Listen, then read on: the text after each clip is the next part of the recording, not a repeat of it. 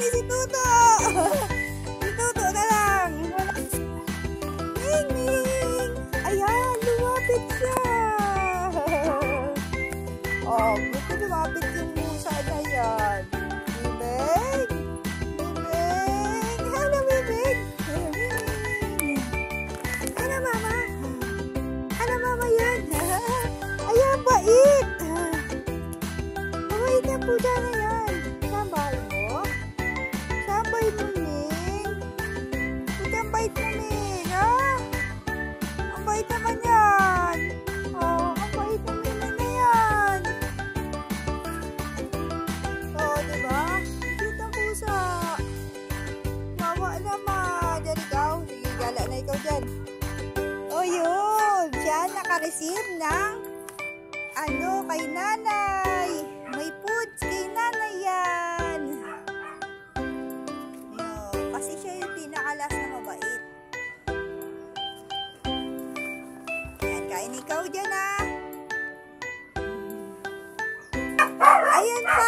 Mayroon pang ulit pa. Ayan, Mama. Ayan na, Mama. Oh, yan. Oh, yan. Tataba ka namin. Tataba ka, kain ikaw.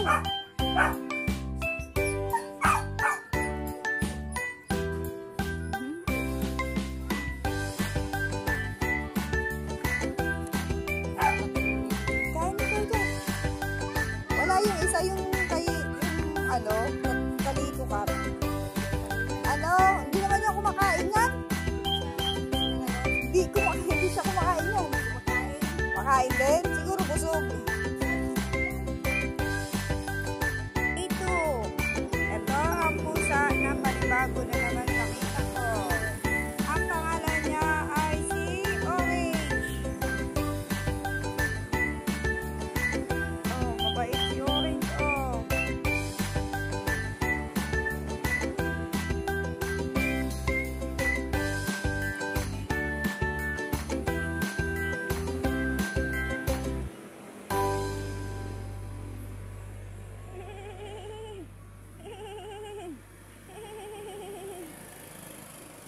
Yung kwento ni Orange, meron daw itong may alaga.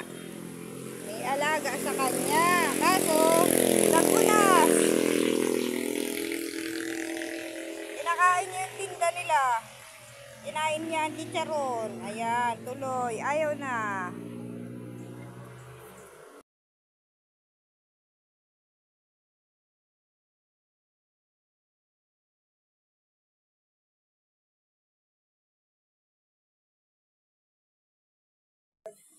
Ayaw niya. Ayaw niya. Kasi yun ang ko. Ayan. Di ba meron tayong rin dito sa Philippines.